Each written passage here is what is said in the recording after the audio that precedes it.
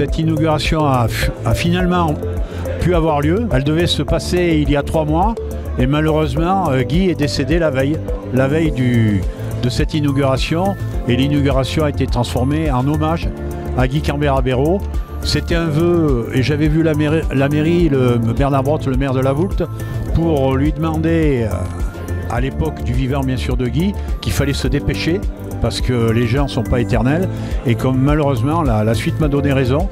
Et c'est pour ça que j'ai fait un petit pied de nez à la mairie aussi, au nom du stade, parce que bon, on sera peut-être plus là, mais ce stade, c'est bien d'avoir des maquisards, des résistants, je veux dire, mais la guerre, elle est quand même 1945, ça fait maintenant pratiquement 70 ans. Alors, je veux dire, on place aux jeunes, et tant que les fils Didier et Gilles sont vivants, ben, autant boucler la boucle et appeler ce stade Cambera-Béraud. C'est quand même marquant et touchant parce qu'on avait tout fait pour justement faire cette inauguration avec Guy. Et malheureusement, 48 heures avant, il est décédé et ça a été compliqué pour nous. Et j'y repense encore aujourd'hui. Bon, maintenant c'est fait, on a fait ce très beau panneau, cette belle tribune. Et j'espère que la Voulte sera contente de tout ça.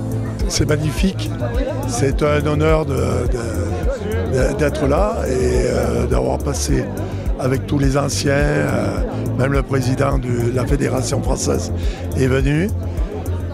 C'est un honneur pour nous que cette tribune s'appelle Guy et Lilian Cambera-Béraud. Je peux vous dire une chose, j'ai débuté à 17 ans dans ce club. Ils m'ont reçu comme un frère et j'ai passé pratiquement toute ma carrière à la Voulte. À la Voulte où ils m'ont accepté et ça a été super. J'ai fait quelques années à Romans, mais bon, mon frère était président. Alors j'ai été obligé de lui donner un petit coup de main. Mais je suis fier de cette tribune. Guy et Lilian, c'est un honneur pour nous. Et on a passé de très grands moments ensemble. Le département d'Ardèche est un amateur de vélo, terre de vélo, mais c'est aussi une terre de rugby. Et on le voit aujourd'hui, vous voyez le monde réuni aujourd'hui pour cet hommage et ce baptême de cette tribune.